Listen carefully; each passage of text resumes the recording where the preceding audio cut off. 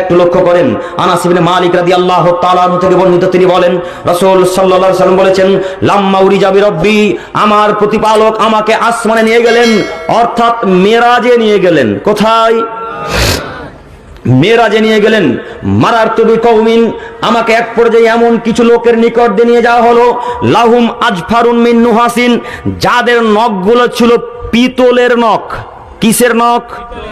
পিতলের লম্বা লম্বা নখ। পিতল চিনতে পেরেছেন না? ওই কাঁচা পিতলের হাড়ি বাসন হয় না, থালা হয় না?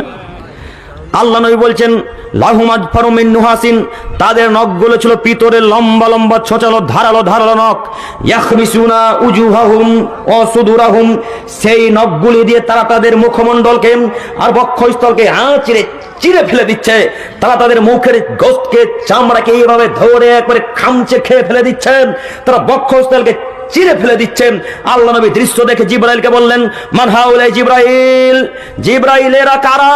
এদের কেন এই অবস্থা? এরা একা একাই কেন মুখকে নিচে নিচ্ছেন? এরা একা একা কেন বুকের চামড়াকে ছিঁড়ে ফেলে দিচ্ছে? জিবরাইল এরা বলো না কারা? জিবরাইল বুঝতে পারলাম না এরা কারা, একটু বলো।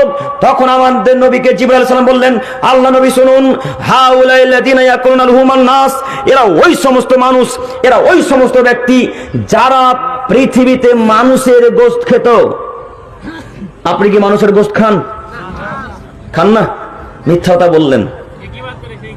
হ্যাঁ, যারা গীবত করে তারা এই মানুষের গোশত খায়, এ কথা জিবরাইল আলাইহিস সালাম বলছেন। আপনি খান না, তাতে কি আছে? ওই পুণ্য পাপ করেছেন। বুঝতে পারেন না? আল্লাহ নবী বলছেন, জিবরাইল বলছেন, আল্লাহ নবী ওরা তো ওই ব্যক্তি যারা পৃথিবীতে মানুষের গোশত খেত, ওয়া কাউনা ফি আরাদিহিম, এবং মানুষের সম্মান নিয়ে ছিনিমিনি খেলতো। মানুষের মান ইজ্জত নিয়ে যারা ছিনিমিনি খেলতো, তারা এরা আল্লাহ নবী, তারা এরা। আচ্ছা এবার বলেন তো দেখি, যারা পরনিন্দা পরচর্চা করে, যারা মানুষের সম্মান কমানোর জন্য দুর্নাম করে, যারা মানুষের সম্মান কমানোর জন্য নোংরা ভিডিও করে, নোংরা যাবতীয় যা কাজকর্ম করে, এরা এখন নিজের নখ দিয়ে কি করবে? মুখমণ্ডল এবং বক্ষস্থলকে চিরে ফেলে দিবেন। এখন যদি আপনি মনে করেন যে কালকে কিয়ামতের মাঠে আমি এই মুখমণ্ডলকে চিরে ফেলে দেবো, তাহলে আজকে থেকে গীবত করেন আমি আর একবার নিষেধ করব না। আর যদি মনে করেন মুখমণ্ডল চিরবো না, তাহলে আজকে থেকে গীবত করা কি করা লাগবে?